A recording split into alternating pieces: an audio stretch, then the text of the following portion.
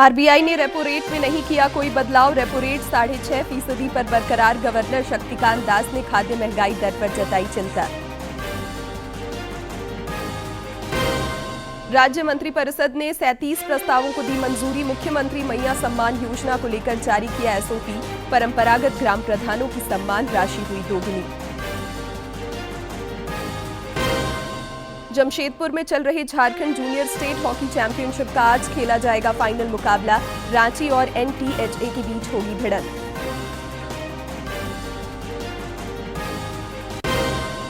और राज्य में मानसून की सक्रियता जारी। मौसम विभाग ने 11 अगस्त तक अच्छी बारिश का जताया पूर्वानुमान। रांची, पलामू और चतरा समेत कई जिलों में आज भी बारिश की संभावना।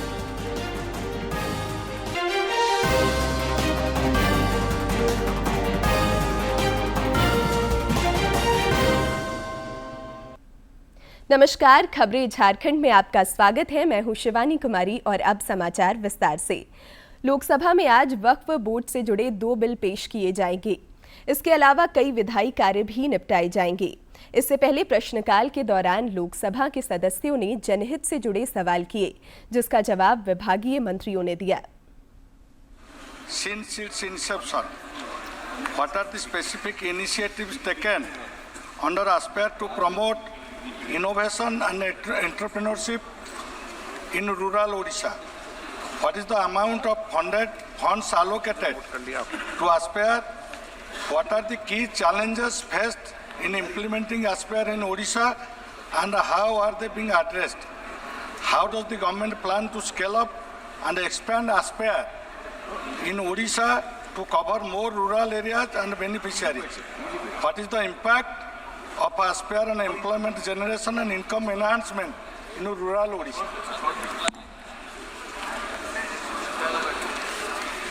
Sir, so far ASPAIR scheme is concerned in Odisha, we have tried our level best to do this work in that very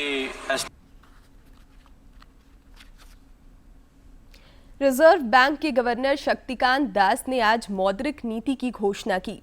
Shri Das ने बताया कि लगातार 9वीं बार रेपो रेट में कोई बदलाव नहीं किया गया है। उन्होंने खाद्य महंगाई दर पर चिंता जताई।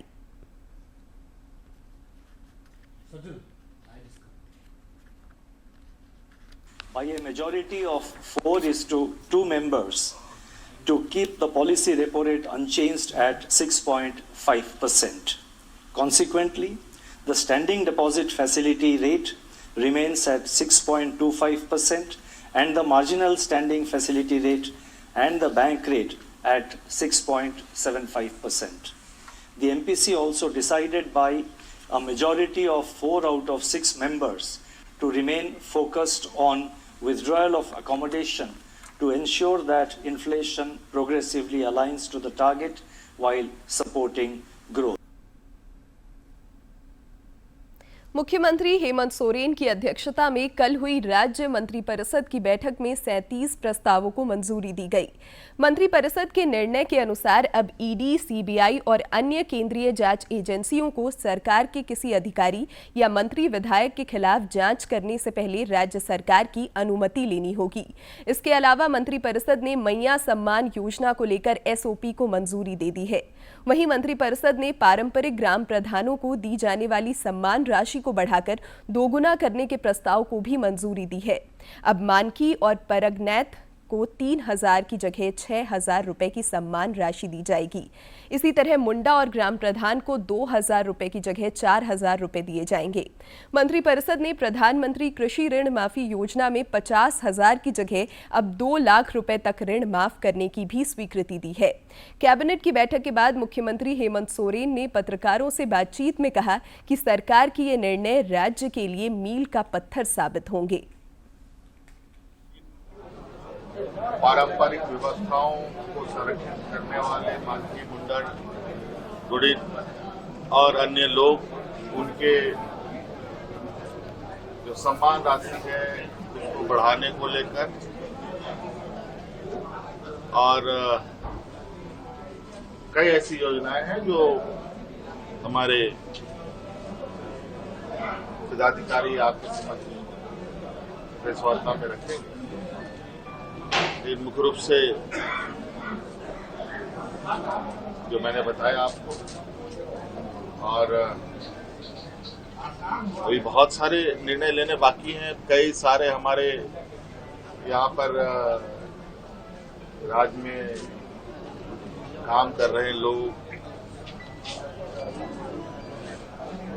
राज्य के जनमानस, यहाँ के लोगों के आम जीवन के सहूलियत कैसे हो, इस पर सरकार की चिंताएं बनी रहती है। और राज्यपाल संतोष कुमार गंगवार से कल फेडरेशन और Jharkhand chamber of commerce and industries का शिष्टमंडल मिला।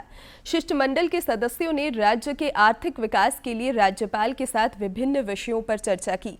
चैम्बर ने मार्केटिंग बोर्ड को भंग करने और रांची में रेलवे का जोनल कार्यालय खोलने का सुझाव दिया। प्रदेश कांग्रेस आगामी विधानसभा चुनाव को लेकर रणनीति बनाने में जुट गई है।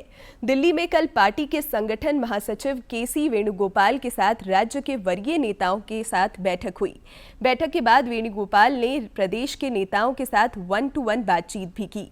इस बैठक में इस बात पर भी चर्चा हुई कि आगामी विधानसभा चुनाव वर्तमान प्रदेश अध्यक्ष राजेश ठाकुर के नेतृत्व में लड़ा जाए या फेरबदल की भी जरूरत है। 1-to-1 बातचीत में प्रदेश के नेताओं ने संगठन महासचिव को अपनी राय से अवगत करा दिया है। की तैयारी है, कैसे गठबंधन में हमें आगे बढ़ना है, जो सरकार में हमने वायदे किए थे वो कहां तक हम लोगों ने पूरा किया, उन सारी बातों पर चर्चा हुई है। सभी लोगों से, सभी जो राजनीति में जो तय चीजें होती है, जातीय समीकरण, सामाजिक समीकरण, सारी चीजों पर चर्चा हुई है। हम समझते हैं कि बहुत अच्छी चर्चा हुई है और उसका परिणाम अच्छा आएगा। भारतीय जनता युवा मोर्चा के प्रदेश अध्यक्ष शशांक राज ने राज्य सरकार पर सही तरीके से प्रतियोगी परीक्षाएं आयोजित करने में नाकाम रहने का आरोप लगाया है। उन्होंने रांची में आयोजित प्रेस कॉन्फ्रेंस में कहा कि राज्य सरकार के निकम्मेपन का आलम यह है कि नियुक्ति परीक्षाओं के वार्षिक कैलेंडर के नाम पर युवाओं को सपने तो दिखाए जाते हैं, लेकिन हकीकत कुछ और बयां करती है। उन्होंने कहा कि सरकार ने जानबूझकर चुनाव से चंद महीने पहले वार्षिक कैलेंडर जारी किया है ताकि युवाओं को छलकर उनका वोट लिया जा सके। राज्य के मुख्य निर्वाचन पदाधिकारी के रवि कुमार ने कल नगर निकायों के पदाधिकारियों के साथ बैठक की। इस बैठक में नगर विकास विभाग के सचिव के अलावा सूडा और डीएमए के निदेशक भी मौजूद थे। आगामी विधानसभा चुनाव को लेकर राज्य भर में मतदाता सूची का पुनरीक्षण किया जा रहा है।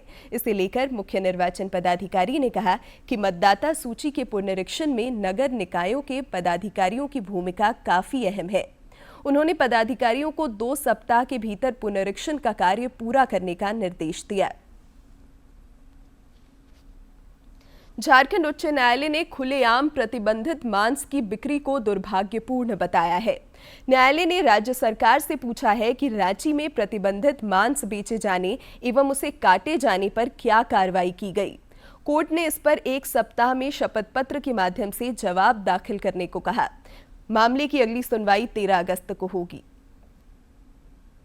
राजधानी रांची एवं आसपास के इलाकों में खुलेआम प्रतिबंधित मांस की बिक्री करने के विरुद्ध दायर जनहित याचिका पर सुनवाई करते हुए कार्यवाहक मुख्य न्यायमूर्ति सुजीत नारायण प्रसाद एवं न्यायमूर्ति अरुण कुमार राय की खंडपीठ ने इसे गंभीरता से लेते हुए राज्य सरकार से नाराजगी जताई और रांची के एसएसपी को तुरंत एक्शन लेने का निर्देश दिया है।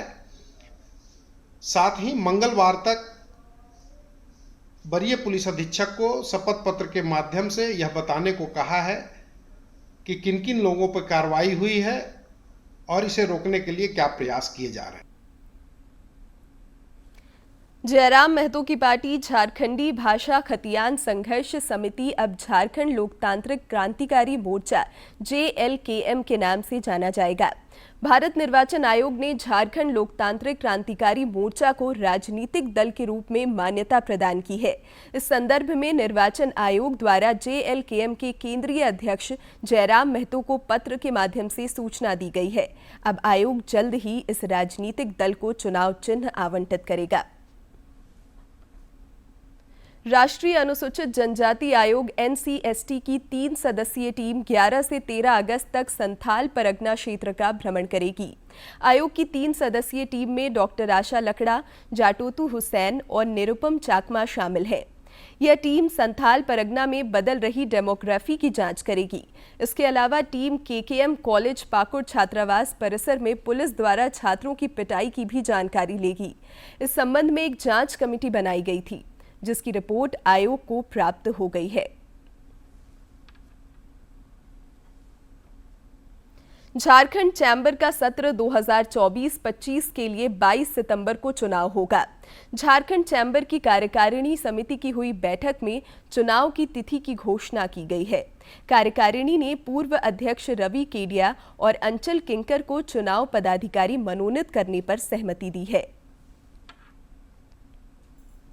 रांची के जेल रोड स्थित भगवान बिरसा मुंडा स्मृति पार्क संग्रहालय में 9 और 10 अगस्त को विश्व आदिवासी महोत्सव का आयोजन किया जाएगा। इस महोत्सव में विभिन्न प्रदेशों के कलाकार भाग लेंगे। इसके अलावा महोत्सव में आने वाले लोग आदिवासी व्यंजनों का लुत्फ भी उठा पाएंगे। भारत सरकार के कला एवं संस्कृति विभाग द्वारा आजादी के अमृत महोत्सव के उपलक्ष्य में 9 से 15 अगस्त तक देशव्यापी हर घर तिरंगा अभियान चलाया जाएगा। प्रधानमंत्री नरेंद्र मोदी की अगुवाई में चलने वाले इस अभियान के दौरान कई कार्यक्रम भी आयोजित किए जाएंगे। सरकार के इस कार्यक्रम को सफल बनाने के लिए भाजपा द्वारा भी रणनीति बनाई गई है। ध्यान रखें, जब फहराएं तिरंगा, आकाश पर ऊंचा लहराए, धरती न छूने पाए। राष्ट्रीय ध्वज है मान देश का, इसकी छवि धूमिल न होने पाए। भगवा ऊपर फिर सफेद और सबसे नीचे हो हरा, सही क्रम में लहराएं तिरंगा। झारखंड बिजली वितरण निगम ने बिजली दर में प्रति यूनिट 2 रुपये 85 पैसे बढ़ाने का प्रस्ताव दिया है। वर्तमान बिजली दर 6 रुपये 65 पैसे प्रति यूनिट है, जिसे बढ़ाकर 9 रुपये 50 पैसे करने का प्रस्ताव दिया गया है।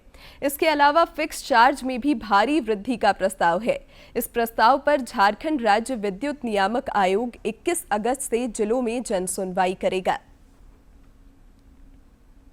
देवघर राजकीय श्रावणी मेले का जैसे जैसे दिन गुजर रहा है, कांवरियों की भीड़ बढ़ती जा रही है। सावन महीने के 17वें दिन कल करीब 1.5 लाख कांवरियों ने शिवलिंग पर जलाभिषेक किया। जलाभिषेक के लिए कांवरियों की लाइन इतनी लंबी थी कि वह BEd कॉलेज तक पहुंच गई। देवघर के उपायुक्त विशाल सागर ने बताया कि 16 दिनों में 27,49,000 कांवरियों ने बाबा का जलाभिषेक किया है। उन्होंने बताया कि इस दौरान मंदिर को 2 करोड़ 88 लाख रुपए से अधिक की आय हुई है।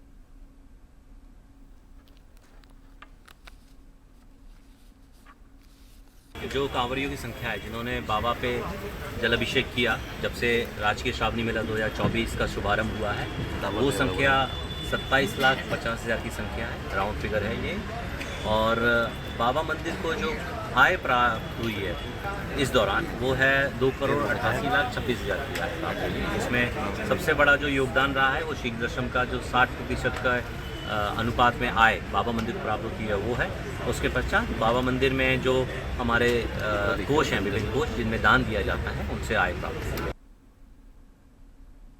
जमशेदपुर में आनंद मार्ग के प्रवक्ता सुनील आनंद ने डेंगू बीमारी से ग्रसित मरीजों के लिए 13वीं बार सिंगल डोनर प्लेटलेट डोनेट किया है।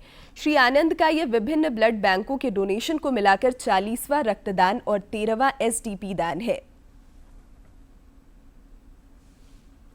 ब्लड बैंक के आह्वान पर कि किसी डेंगू पीड़ित मरीज को O नेगेटिव प्लेटलेट का ज़रूरत था, इसके लिए आज ब्लड बैंक से, ब्लड सेंटर से फ़ोन गया था, तो आज आए हम लोग और आज आकर के अपना प्लेटलेट डोनेट कर रहे हैं। प्लेटलेट डोनेट वही कर सकता है जिसका 1.5 लाख से ऊपर प्लेटलेट काउंट होगा और स्वस्थ होगा।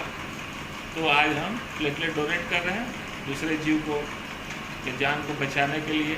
इस लेवल का जो मनुष्य होता है वह ईश्वर कोटि का मनुष्य होता है। जो लोग भी आज रक्तदान कर रहे हैं, जो लोग भी आज एसडीपी डोनेट कर रहे हैं, और भी जो लोग दूसरे तरह का भी काम करते हैं दूसरे की मदद के लिए, अपने को कष्ट देकर, अपने को बहुत सीमित में रख करके दूसरे के लिए ज़्यादा कुछ करना, सहायता करना, वो ईश्वर कोटि का मनुष्य होता है।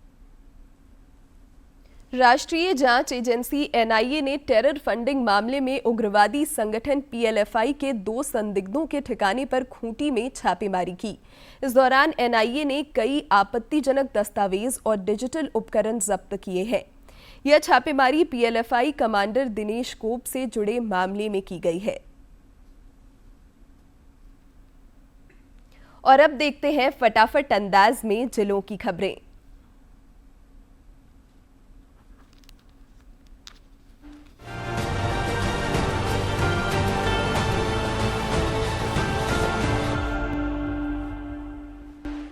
राज्यपाल संतोष कुमार गंगवार से टोटेमिक कुर्मी समाज का एक प्रतिनिधि मंडल ने शीतल ओहदार के नेतृत्व में राजभवन में मुलाकात की।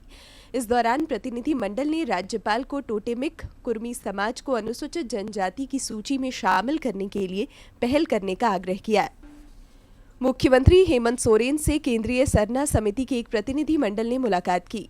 इस दौरान प्रतिनिधि मंडल ने मुख्यमंत्री को विश्व आदिवासी दिवस पर विशाल शोभा यात्रा एवं समिति के समस्त पदाधिकारियों के शपथ ग्रहण समारोह में सम्मिलित होने के लिए आमंत्रित किया।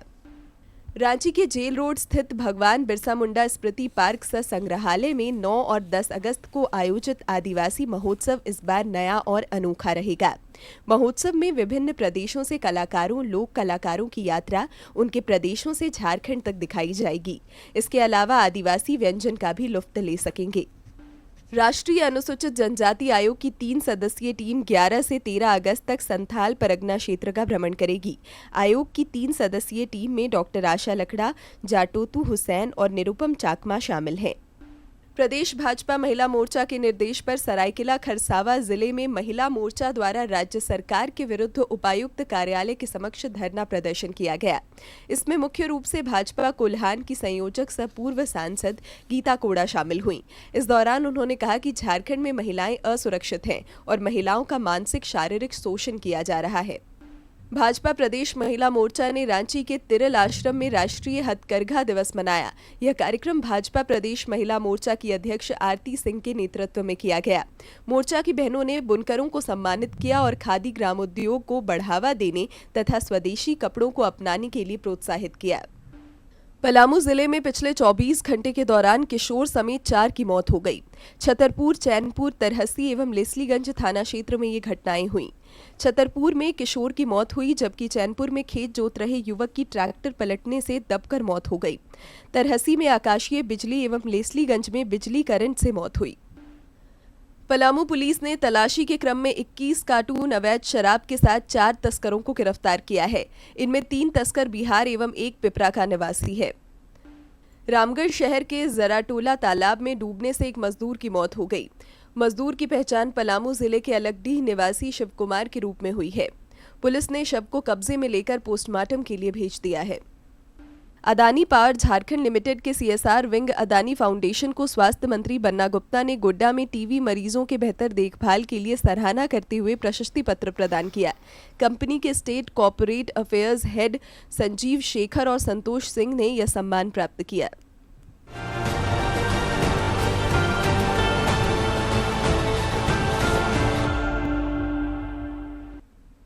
हॉकी झारखंड और नवल टाटा हॉकी के संयुक्त तत्वावधान में जमशेदपुर में खेली जा रही जूनियर स्टेट हॉकी चैंपियनशिप पुरुष वर्ग का फाइनल मैच आज खेला जाएगा। इससे पहले कल खेले गए सेमीफाइनल मैच में रांची और एनटीएचए की टीम ने अपने अपने मैच जीते। झारखंड की अंडर 17 बालिका टीम ने दिल्ली के तेजस फुटबॉल मैदान में चल रही 63वीं सुब्रतो कप फुटबॉल प्रतियोगिता में लगातार दूसरी जीत दर्ज की। कल खेले गए मैच में झारखंड की टीम ने गुजरात को 0 के मुकाबले 3 गोल से पराजित किया। झारखंड की ओर से नैना कुमारी, संजना उरांव और बबीता कुमारी ने 1-1 गोल किए। इंडियन आर्मी की टीम ने जमशेदपुर के JRD टाटा स्पोर्ट्स कॉम्प्लेक्स में कल खेले गए डूरंट कप फुटबॉल प्रतियोगिता के ग्रुप डी के एक मैच में असम राइफल्स को 3-0 से हराया। इस जीत के साथ इंडियन आर्मी की टीम ने कुल 3 अंक अर्जित किया। 4 टीमों के ग्रुप डी अंक तालिका में इंडियन आर्मी 6 अंक के साथ दूसरे स्थान पर है। बेहतर गोल अंतर के साथ जमशेदपुर की टीम पहले स्थान पर है। सेना के जवानों ने खेल के 6ठे मिनट में एलन के शानदार गोल की बदौलत पहली बढ़त हासिल की। हालांकि असम के गोलकीपर शोभन देव विश्वास ने मुकाबले में कई बेहतर बचाव किया। इसमें एक पेनल्टी किक भी शामिल है। वहीं इंडियन आर्मी की टीम ने गोल करने के और भी कई मौके गंवाए। पेरिस ओलंपिक में आज भी कई भारतीय खिलाड़ी विभिन्न स्पर्धाओं में चुनौती पेश करेंगे। नीरज चोपड़ा का दिन माना जा रहा है, सबकी निगाहें उन पर हैं। भारत के स्टार भाला फेंक एथलीट नीरज चोपड़ा ने देर रात ओलंपिक में लगातार वो दूसरे स्वर्ण पदक के लिए उतरने वाले हैं। नीरज ने क्वालिफिकेशन में दमदार प्रदर्शन किया था और पहले ही प्रयास में 89.34 मीटर का थ्रो कर फाइनल के लिए क्वालिफाई कर लिया था।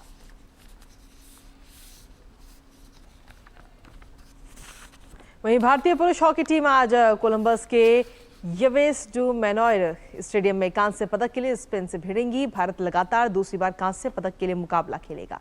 हॉकी रैंकिंग में 5वें स्थान पर काबिज भारत को मंगलवार को सेमीफाइनल में दुनिया की दूसरे नंबर की टीम जर्मनी से 2-3 से हार का सामना करना पड़ा था।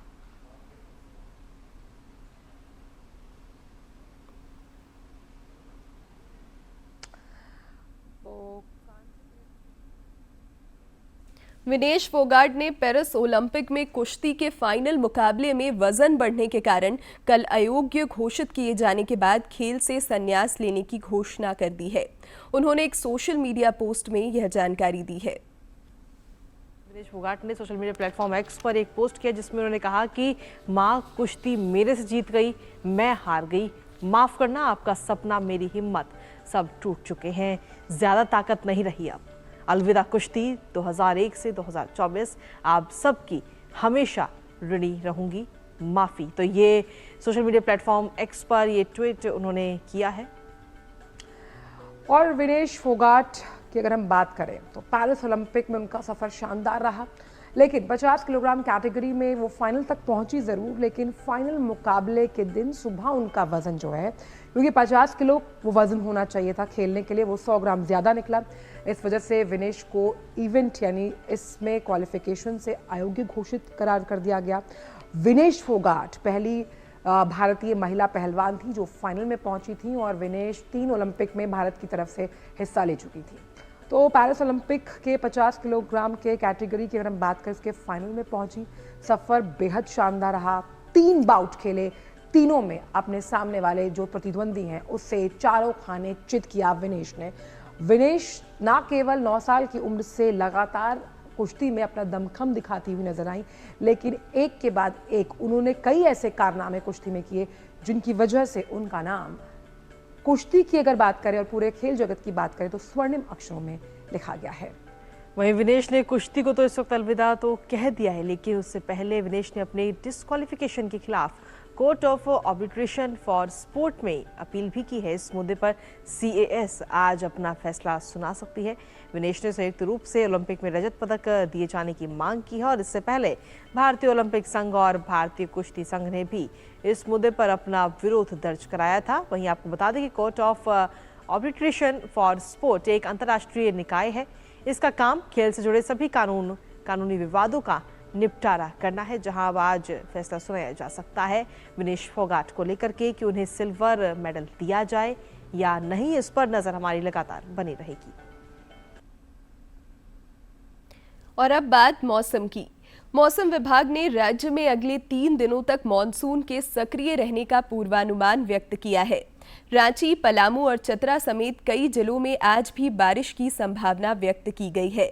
रांची स्थित मौसम विज्ञान केंद्र के प्रमुख अभिषेक आनंद ने कहा कि झारखंड और पश्चिम बंगाल के ऊपर एक साइक्लोनिक सर्कुलेशन अभी भी कायम है। इस कारण राज्य में 11 अगस्त तक अच्छी बारिश हो सकती है। कोडरमा के डोमचांच प्रखंड के बदरीडीह में 5 लाख रुपए की लागत से 6 महीने पहले बनी सड़क मामूली बारिश में क्षतिग्रस्त हो गई है। इस सड़क के क्षतिग्रस्त हो जाने से बदरीडीह समेत कई गांवों का संपर्क प्रखंड मुख्यालय से टूट गया है। इस सड़क का निर्माण 15वें वित्त आयोग की राशि से कराया गया था।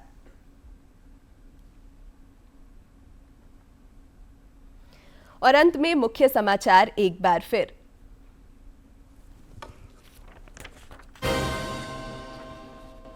आरबीआई ने रेपो रेट में नहीं किया कोई बदलाव, रेपो रेट 6.5% पर बरकरार। गवर्नर शक्तिकांत दास ने खाद्य महंगाई दर पर जताई चिंता। राज्य मंत्रिपरिषद ने 37 प्रस्तावों को दी मंजूरी। मुख्यमंत्री मैया सम्मान योजना को लेकर जारी किया एसओपी। परंपरागत ग्राम प्रधानों की सम्मान राशि हुई दोगुनी। जमशेदपुर में चल रहे Jharkhand junior state hockey championship का आज खेला जाएगा फाइनल मुकाबला। रांची और एनटीएचए के बीच होगी भिड़ंत। और राज्य में मानसून की सक्रियता जारी। मौसम विभाग ने 11 अगस्त तक अच्छी बारिश का जताया पूर्वानुमान। रांची, पलामू और चतरा समेत कई जिलों में आज भी बारिश की संभावना।